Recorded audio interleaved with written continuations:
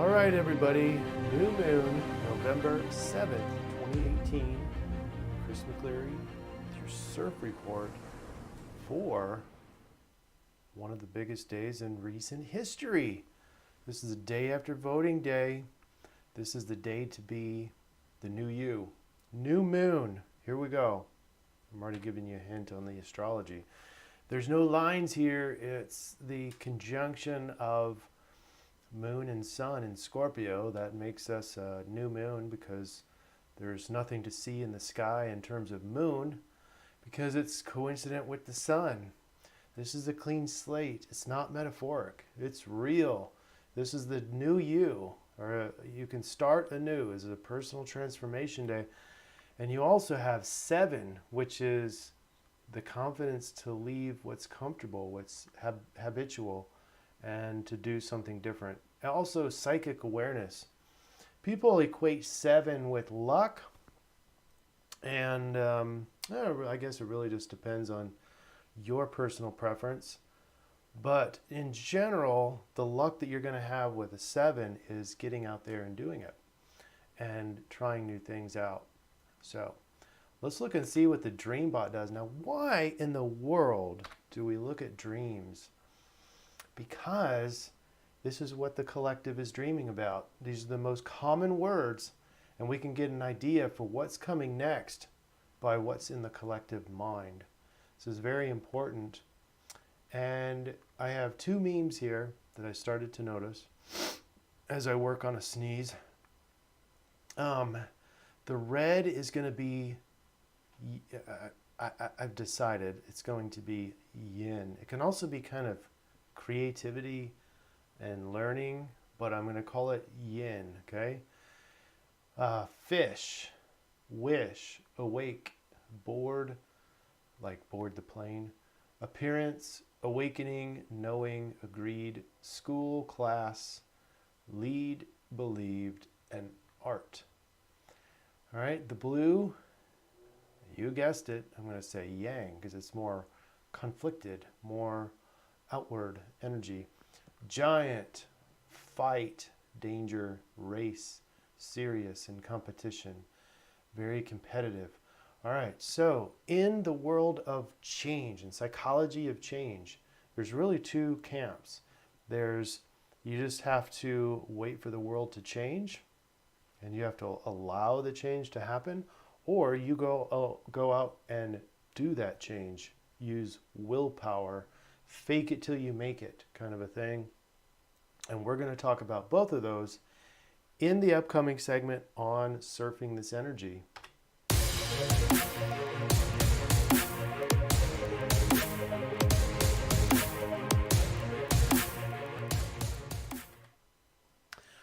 The new moon offers transformation. The number 7 offers transformation. And now we just have to know how to orchestrate that. There's kind of two ways to I almost said allow this to happen, but that's only one side. There's the one camp is to allow the change to happen. Now this happens when life throws you a curveball, when you have some unexpected thing happen and you have to roll with the changes. That's the very yin stance. You have to accept that something big has happened, that you have to transform and adapt to it. There's your change. On the yang side, this is where most rehabs focus on, is using willpower to force a change. So now we're talking about maybe habits, maybe bad habits, and I want to stop this habit, and I want to create maybe some new habit. And we use brute force, we use willpower, but the problem with willpower is that it wanes. It's very short. It tends to be a short period of time for most people. Short period of time might be so much as 1 day, and then they're done. Like, this is too hard. It's too easy just to slide back into my old rut. Forget this. So you can't really rely on the willpower thing if you're one of those that doesn't have a long enduring willpower. How much time do you need to start a new habit?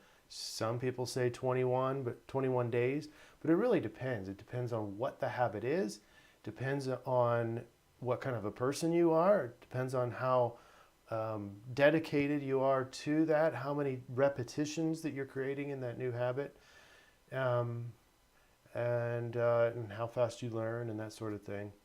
So it has a lot of different factors. It could be as short as like a couple days, or it could be as long as like 6 months or longer. And it depends on also which habit you're overriding. So what transformation should you be focused on in the new moon in Scorpio? The answer is both. You should be looking at the past 2 weeks, 4 weeks, and seeing what big pattern has shown up the most. If you don't know, what is the big emotion, the biggest emotion that's been cropping up maybe in the last week, maybe last 2 weeks? I don't want to go too far back because it's hard to remember emotions just from yesterday, let alone this past month. But if you had an emotion that kept cropping up over and over again, there's your ticket. There's your ticket to change. I would focus on that particular emotion. Why? Because Scorpio is the deep, passionate kind of astrological sign. So you can go deep on this one. And deep is all about the emotion. Emotions are deep. So be looking for the patterns. There's an opportunity to change. If those emotional patterns were, I guess, negative in a way, which I don't like that term, negative or positive emotions. They just are, and they're very instructive. Particularly in cases like this, so you have a bad emotion, let's learn from that one and change. Change with the yin and the yang. So the yin side of this is looking back, looking at the emotion that repeated itself over and over again in the past month or so. Make a dedicated change for the events that are surrounding that. Maybe it's personal growth. Maybe it's go see a counselor about PTSD. Maybe it's the flashbacks that keep coming back. Maybe it's stress related. Maybe you need to take things off of your to-do list in this next go around. Maybe that's your personal transformation. Okay, so the lesson learned is the yin part and the emotional processing. Then the yang part is to enact a goal. Put a goal out there and start shooting for it. Modify your behaviors using brute force, using willpower. I equate brute force with willpower because it feels like you're constantly pushing through walls, like concrete walls, when you're making changes like this. It's not easy in most cases. It's hard. It's hard to get rid of old habits. So that's where the yang, you do need yang to make some good changes. Now, if you want to accelerate to the advanced section, which is this, use your willpower to change your mind and change your subconscious and change the Scorpio inner part of you. In other words, change your core identity with using your willpower, and then subconsciously the new you starts to come out into this world. Whew, that's a long module. I just planted a seed of, it takes me a good 45 minutes, hour to discuss this in my classes. The subconscious is much more powerful than the conscious mind. The conscious mind is where your willpower is, but it only accounts for maybe 5 to 10% of your behaviors and your thoughts and your emotions. And so if left to your devices, the subconscious takes over, and as dysfunctional as it is, the subconscious just does whatever it's programmed to do. So it knows that smoking is bad, but it just gravitates to it. The subconscious takes you to your cigarettes and your addictions, not the conscious mind in most cases, particularly when someone wants to change. So what we can do is we can use the willpower and go tackle the subconscious. And so the subconscious being roughly 90 to 95% of your daily experience, if the subconscious is reprogrammed, you've got it made. You don't really need much more willpower because the subconscious does the new activity for you. It's really pretty cool. How do we get to the subconscious? Good dream work, hypnotherapy, guided meditations, and then affirmations. You can affirm this new habit over and over and over and over again called affirmations. And if you do this enough, you can reprogram the subconscious, and all of a sudden you become more loving, more patient. You get rid of cigarettes.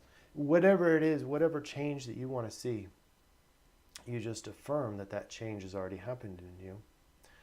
That's how you actually use both. You use the yang and the yin together in your personal transformation. All right, that's it. 11 minutes. I went way over. All right, we'll see you again tomorrow.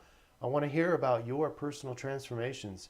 Everybody have a wonderful new moon day.